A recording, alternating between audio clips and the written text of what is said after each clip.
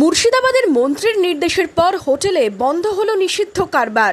মন্ত্রী গৌরীশঙ্কর ঘোষের নির্দেশের পর হোটেলে হানা পুলিশের, বন্ধ নিষিদ্ধ কারবার।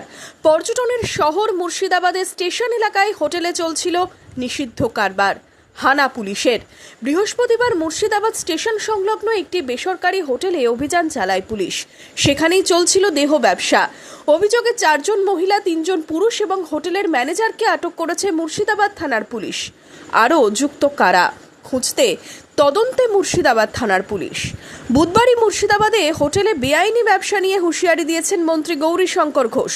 এরপরই হোটেলে হানা পুলিশের, বন্ধ নিষিদ্ধ কারবার।